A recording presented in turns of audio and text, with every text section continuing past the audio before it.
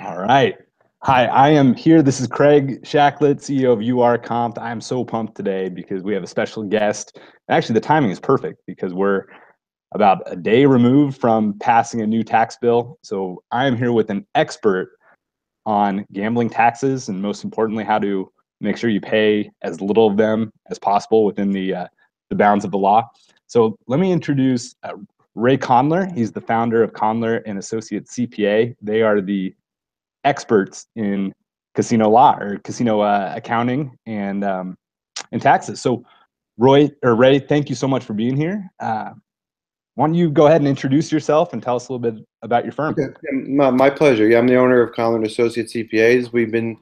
I've been practicing in New Jersey for over 30 years. In Vegas, we've been here for I think this is our 10th or 11th year.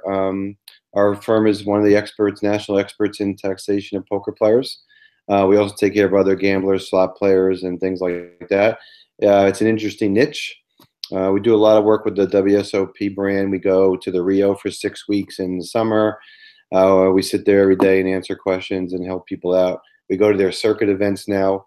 We've been to Oklahoma, Indiana, North Carolina. So we go and we sit there and we educate people. So, the firm is, we also do a lot of casino work. We audit casinos here. So we're pretty entrenched in the market here.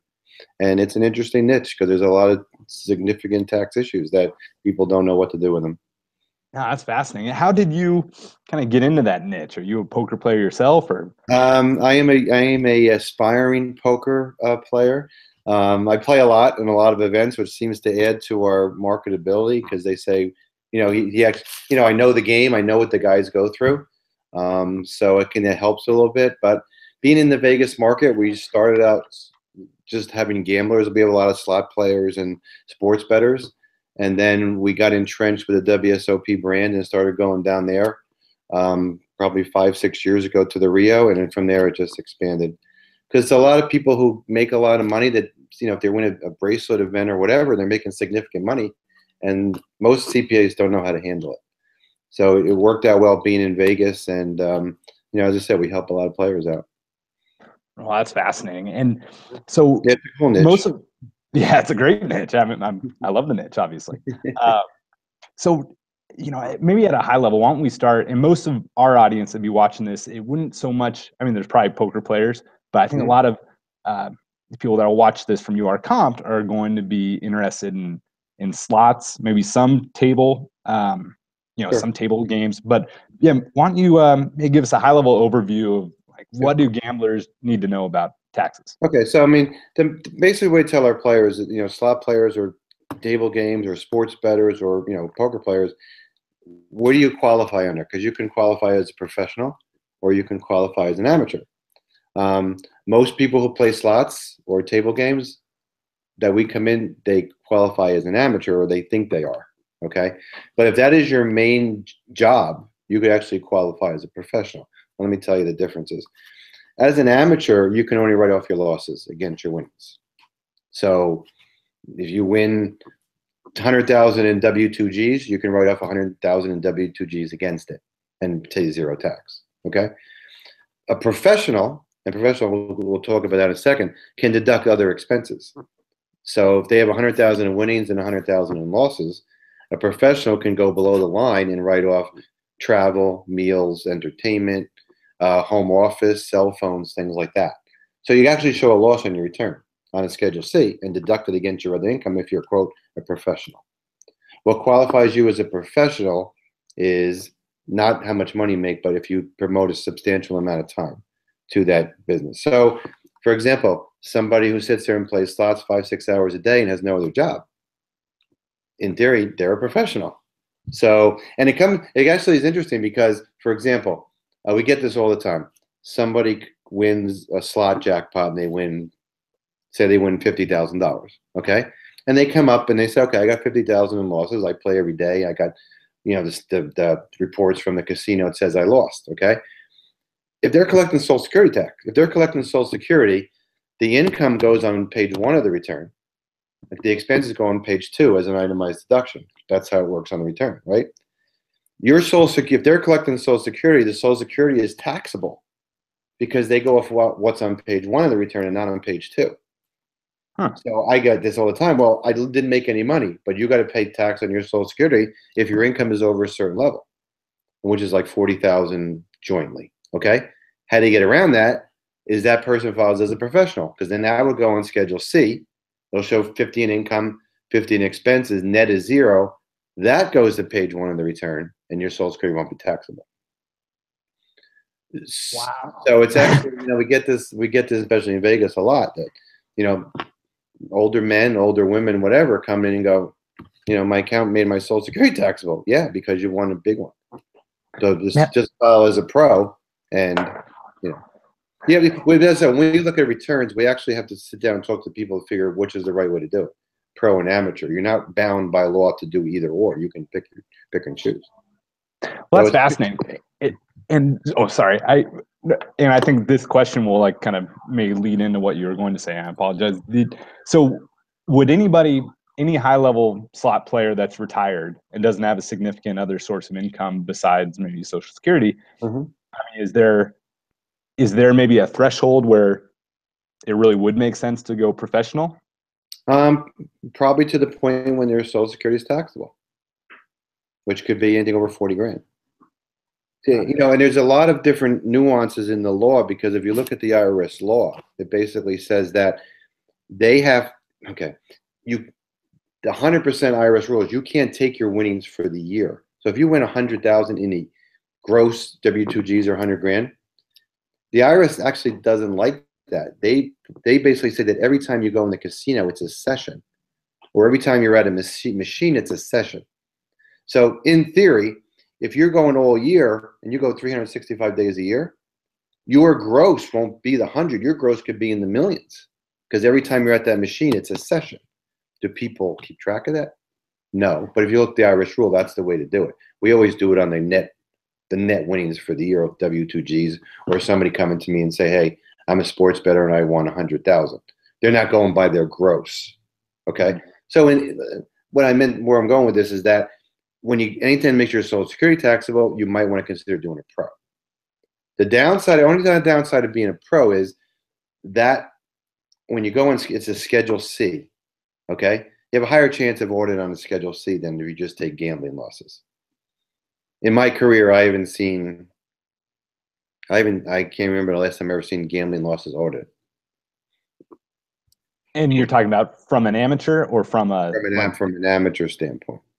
And I'm talking a Schedule C could increase your chance of being audited, but your chance of being audited if your income's under 100 grand is probably less than 0.5%. And if you do a Schedule C, it might go to 2%. There's still 98% chance on the worst case you would get audited. And if you get audited, I teach all my clients what records to keep. And, the casino does a good job if they're using a loyalty card.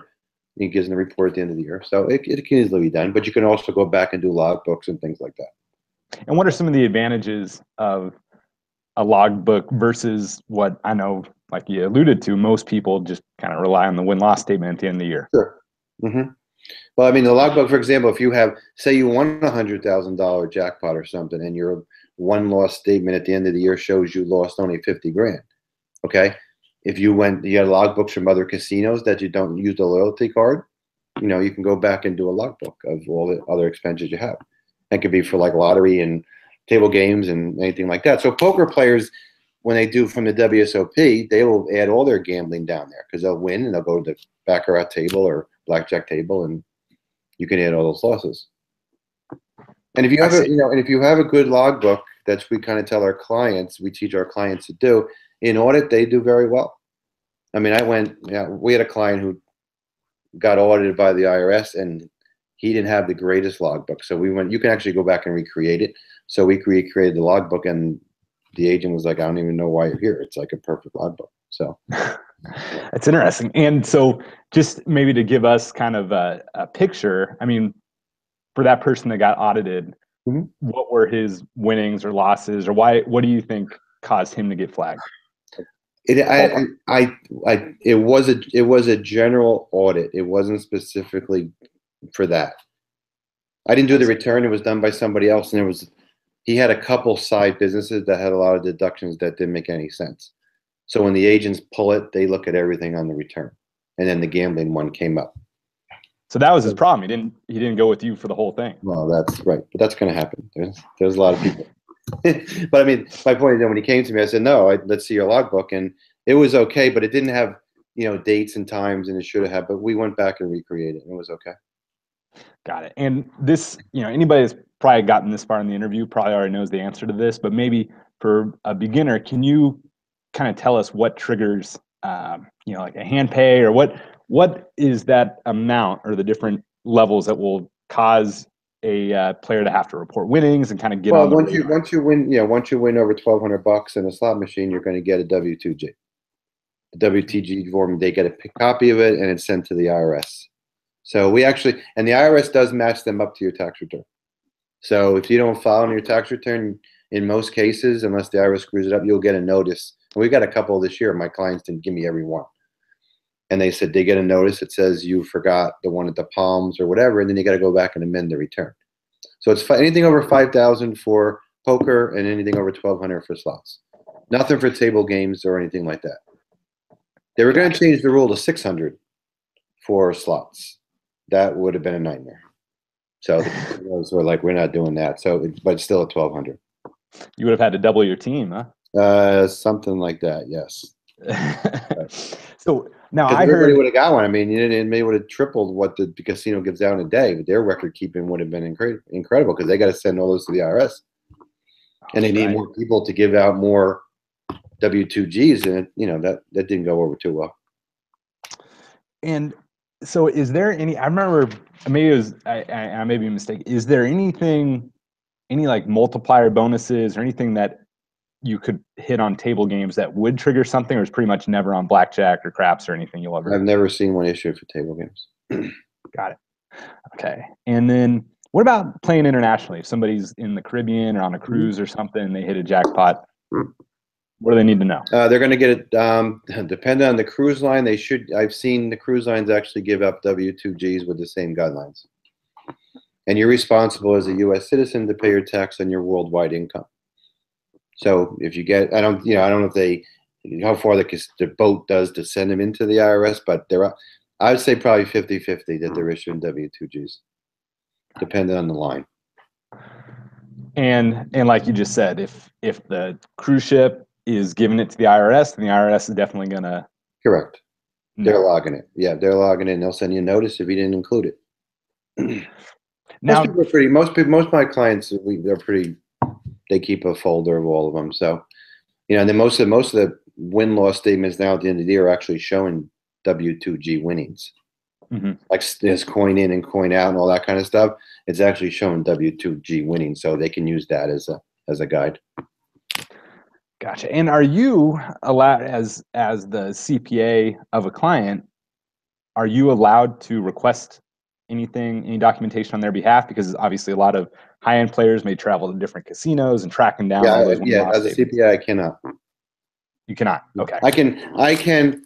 Well, in a way, I can't talk to the casinos, but if the client gives me a power of attorney with the IRS, I can pull up that person's transcript to see what was filed on their behalf.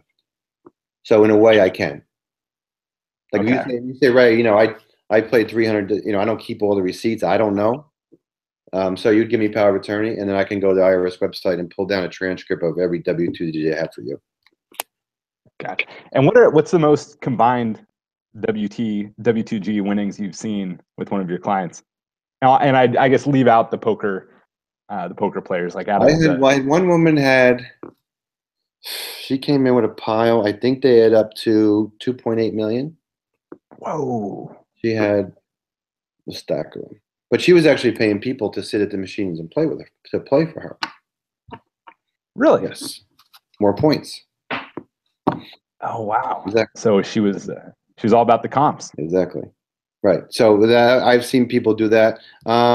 We actually had, yes, I got a referral as a client who won Wheel of Fortune for $10 million. Wow. Yes. Is that the biggest single jackpot you've seen? Yes. And that was an interesting one because he was a California resident and he wanted here, but he really wasn't a California resident. So California gave him a hard time. They wanted their taxation on That was a real long time ago. I think that got settled, but yeah, they wanted their money.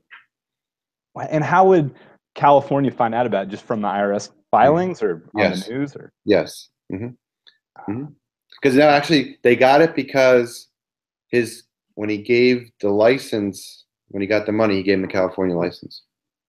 So it had a California address on it, which was a mistake because he really had a Nevada license and he would have saved the tax. And so what would you say, I guess, percentage-wise would be your breakdown, but just in the like casino games, I guess for now we'll leave out poker and sports betting, it's probably the lion's share, but between like video poker, slots, and just standard table games, how would you say that it breaks up? In terms of the people winning or the W2Gs they're issued? I guess from your number of clients. I would say 70-80% are from video poker. Video poker. And what about international clients? Is there anybody watching that maybe hit a jackpot here, but they live in the UK? That's an interesting one, because when we went down to the World Series the first year, the one thing we didn't take into account were the foreign people. Okay, so I don't know if you know how that works. Say somebody from Brazil wins a bracelet event. Okay, wins $500,000. The same could be a slot or whatever. Wins $500,000. There are countries that have treaties with the U.S. There's about 30, 35 or something like that. Okay. For example, England, Ireland, they have treaties with the U.S. So any gambling winnings by those people in our country, they don't have to pay tax on it here. Okay. Brazil, the big one is Canada, because we get a lot of people from Canada who play slots. And you have, at the time of winning slots or poker, 30% comes right off the top. Okay. So the guy from Canada comes, wins a slot thing, wins $5,000. He's only going to get $3,500. They're going to take $1,500 out. Now, he can file then for a refund, but it's a complicated process. But we do a lot of those. You have to file for an ITIN number, which is similar to our Social Security numbers. But then you would file a 1040 NR return. You would show 5,000 in winnings, 5,000 in losses, 0 tax. You withheld $1,500. You can apply for a refund. Gotcha. Well, we get this all the time at the World Series of Poker, because a lot of Brazilian guys win a lot of tournaments lately, and if they're winning 500,000-600,000, they're taking 150, 180 out. So they could take their losses against their winnings, so they're not going to get it all back, because they're not spending 500,000 or 600,000 to make that money, but they're getting a substantial refund. Because the IRS, when the taxes is taken out, they don't take into account how much you paid in total for all your buy-ins. But that guy from Brazil can write off his travel and his meals and all that kind of stuff too. No, I'll have to take your business cards down to Brazil. I'm leaving tomorrow. My father-in-law is a poker fanatic. Okay. So, yeah. Yes, we take care of that. We take care of a lot of. We had the final table at the World Series of Poker main event. I think the final 14, there were 3 people from foreign countries, and we got out of the latest 10 or 12, and we have all 3. Wow. And they got big monies taken out, and they're going to apply for a refund like the first day of January. So you brushing up on your Portuguese? Very interesting, because I have to have somebody in my office who speaks it. Because it's getting hard, I'm like, I don't speak it, but we have the computer down there. We're doing the translation, the Google back and forth. Or I have to find somebody, but they're all great guys. So, we take care of them. But, if you're a U.S. person and you go down to Brazil, so you go down to Brazil and win, it all depends what country, if they're going to take their tax out. But probably in Brazil, I don't think they do. But you're required to report on your return. And if you happen to pay Brazilian tax, you would get a credit for what you paid U.S. See, you don't pay double taxation. It's just how it's reported. But as a U.S. citizen, you're required to report income worldwide, no matter where you earn it. Well, I guess thankfully I always lose, so it makes my taxes simpler. But by the time you do, you're going to need me. Exactly. Now, I brought up at the very beginning, obviously there's a big tax reform, and I read it's the biggest in 30 years. Yeah, there's some issues. Yeah, so maybe you could touch on that. What changed for gamblers? Well, in theory, and Zach from my office is up on that. We haven't seen the final bill, but there was some talk that the professionals were going to have an issue taking all the expenses as a professional. I don't know how that got finally written, but we're still trying to get the final draft. But they were going to have an issue with that. But But thankfully, I have serious still issues with the IRS, the way they classify pros and amateurs, because there was a famous case called Mayo case, Mayo, where he sued the IRS as a professional. Okay, and he showed 100,000 in winnings, and he had 140,000, just argument's sake, maybe it was 120, something like that. But he showed more losses than winnings. this is Okay, a poker player. yeah. So he had 100,000 in winnings, 112,000, 120,000 in losses. He showed a loss of 20,000, and then he showed about 10 or 12,000 in travel. So he showed like a $30,000 loss, something like that. Gets audited. The IRS says, "Well, no, you can only take your losses to the extent of your winnings." Okay, so if you made 100, you can't take the 120. You can only take 100 to net it to zero, and then below the line, you can take right off to 12,000. I have a serious issue with that because it's your clients too. 1 year you have great years, and one next year you have a bad year. I mean, just the nature of, especially poker, it's definitely. So the main event winner, the World Series of Poker, wins $8 million and loses the next year $3 million playing. Can't write off his $3 million in losses. I don't get that, because the Mayo case, if you read it, basically says that why he can write off his expenses is because he's a business. Well, why is a poker player different than an ice cream store who buys 20,000 of ice cream and it all melts before they sell it? They can write off the $20,000 loss. Why can't this guy? So I want to fight it. It's going to be, I have a prominent tax lawyer who will do the same. It might be somewhere we want to get into. Doesn't make any sense. Why is a gambler treat anybody any different than anybody else? I think it's the nature of gambling per se, but it doesn't make sense. You're not going to have winning years every year, so why can't you take your losses? No, makes total sense. Yeah. We didn't touch on, which is obviously, URComped, our business's area of expertise, but how does the IRS look at comps, free play, promo chips, even like at the super high end where there's a discount on loss? Yeah, I mean, in theory, I've never seen a 1099 or anything issued with that. We've seen 1099 issued for when they win prizes.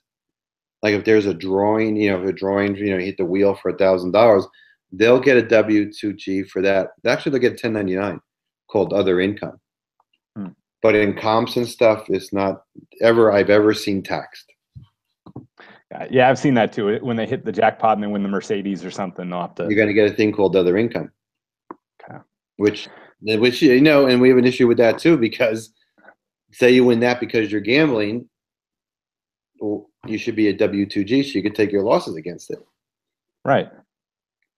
It's an interesting field because I don't think the IRS has their arms around it. It's going to be one of those things where how come all these there's data on there on Henry Mob and things like that, and does the IRS go there and check what the winnings are? No, I mean don't think they do, but if things are out there to get it, but they don't seem to regulate as much as I think. Especially like to me, comps, you get comps for playing at the casino, you're really getting free meals. Is that theoretically taxable? I mean, there's nothing written that it is. That's why they don't give out anything for it. Have you ever seen that, a 1099 issue for comps? Nope. No. Right, because we as I said, we audit many casinos here in Las Vegas, and they don't keep track of what they're giving out in comps. That would be a record-keeping nightmare. Yeah. I guess last question, kind of on my end, there may be something we left out we should cover, but so like let's say there is somebody watching that did do 40, 50,000 or more in W-2Gs, and they just want to offload it. Right? I don't want to deal with this. What's kind of the onboarding process? What do you ask clients that come to you to have prepared? Like, maybe walk us through that.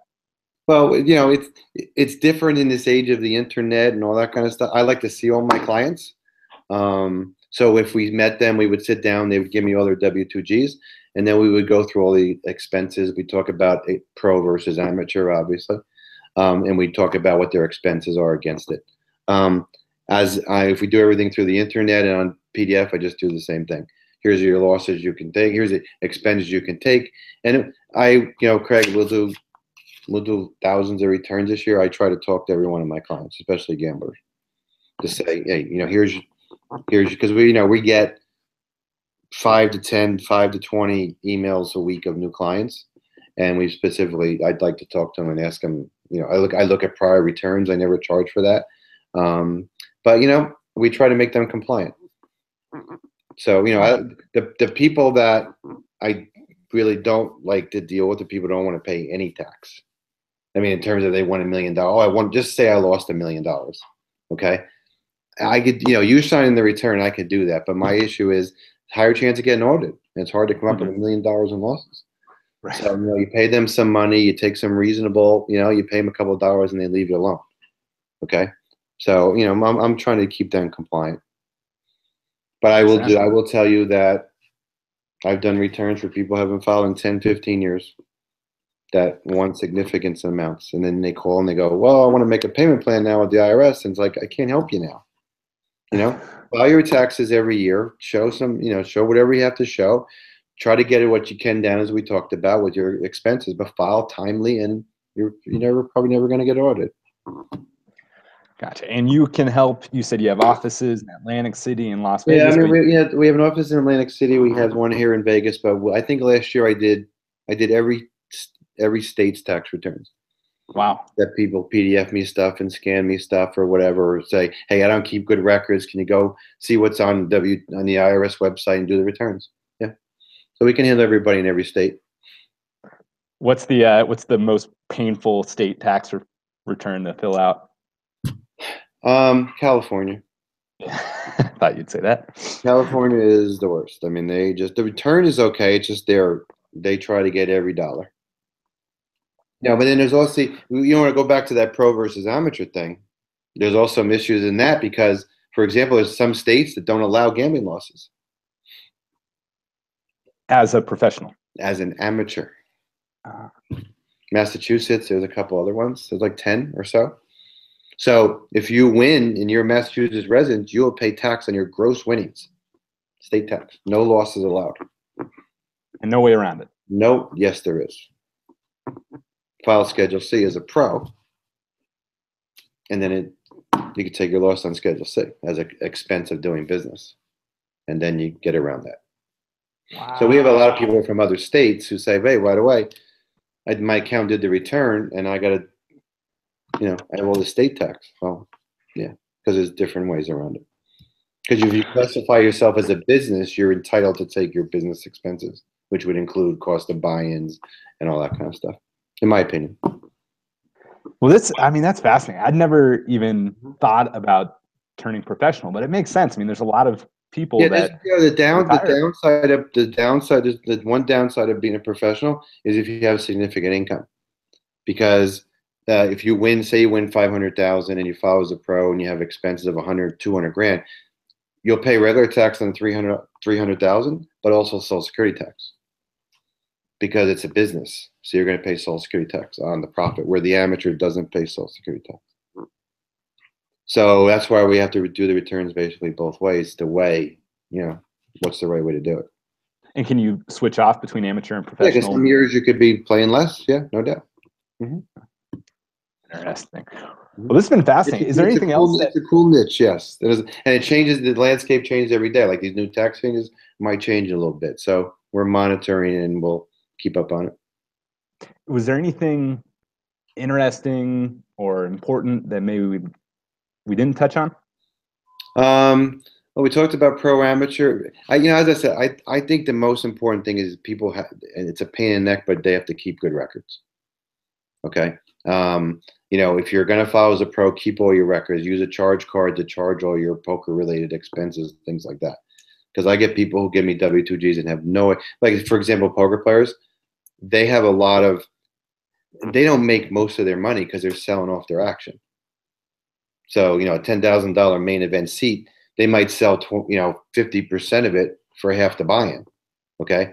So when they win, they have to give 1099s to the people who won their bet, but most players don't track who they bought into. Like, I think I bought into John and I think I bought into Michael and all that kind of stuff, and they don't remember. So They really got to keep good records. Because, for example, if you win the main event for $8 million and you only have 30% of your action, you're going to get a W2G for $8 million. But you got to, you can show as the cost of going out to other players is 70%. You can deduct that, but you got to have 1099s. So you got to send, their name, address, social security number, and most people don't keep that kind of stuff, which is an issue.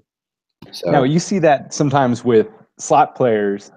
You see it on YouTube, where people will do a group slot poll where they'll all pitch in $100 and they'll go in high limit. So in theory, if you're not, the way I understand the rule is that if you're not winning it, you're only winning 20% of it. Then you show when it comes in your social security number, you show the gross, and then 1099 out the income to the other people. Because you didn't win. Why are you going to pay tax on what you didn't get?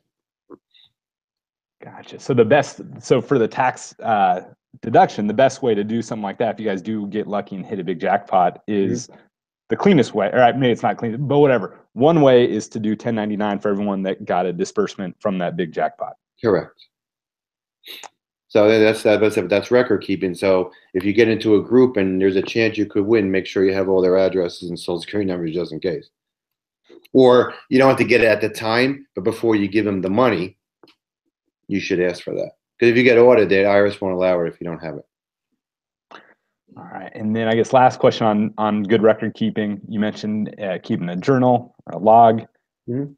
We have, we just have, clients can always email me. We have like logs that we make that they can email me and you get a copy of it. Just at the end of the month, I have a lot of people do it daily. It says I showed up at the Rio at 11:10 and I played, 1,200 in slots and I lost it all, and they'll keep records like that. Most people don't. There are apps for it, but nothing I really would recommend. So most people at the end of the week, we in an Excel spreadsheet, they'll keep. But I've seen everything. I've seen little notebooks and pencil and all that, which is fine. It's better than just sitting at the end of the year and guessing. Right. But Craig, most of the people that we have as gamblers, not many people, because of the complexity of the show winnings. I have minimal that show, that they show. They say I didn't make anything. Net, I lost. So okay, you're fine in the return, but you got to have record keeping in case you get audited. And you can always go back and recreate it. So people can say I don't keep my log books now. The IRS says you can go back and recreate it. Like you could say, I think I went at the Rio such and such a day, and you put it in your logbook. Now the IRS could say, well, show me an ATM withdrawal or show me something at the casino that you have the money, but that won't fly. They could ask for it, but you could have money you took out of your safe deposit box or whatever. So interesting. Well, I learned way more than I expected to going in. Yeah, I know. This has been fascinating talking to you. Every day here in Vegas, we get calls like that, and we actually get a lot of people that come to the World Series to our booth and say, my account has no clue. Do you mind answering the questions so he can do it? I'm like, okay, whatever. If I can help you guys, it's fine. You want me to review the returns? I'm okay with it.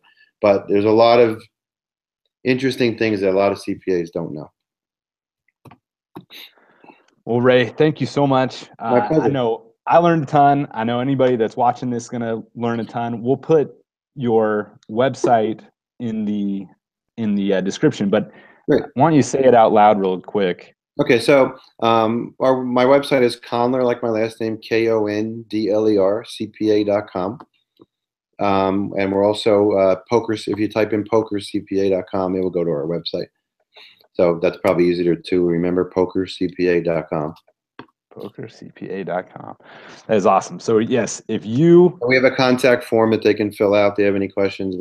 We never charge for calls or emails or questions. So you can easily ask me a question through our website and we'd be glad to answer it. That's awesome. And I can speak firsthand that Ray and his team are super responsive. One of our clients asked me something about taxes, and I just Googled, tax expert or casino tax expert, and you guys were right up. I think you were the number one result. So anyway, and then I put in the contact form and I got a response next day. So I'm the owner of the firm. I have a staff I watch out for, but the most important thing is to get back to clients. A lot of CPAs, especially in this town, are very non-responsive, And I don't get that at all. We're here to help. We're here to do what we can for our clients. So I try to get back to them like right away as much as possible.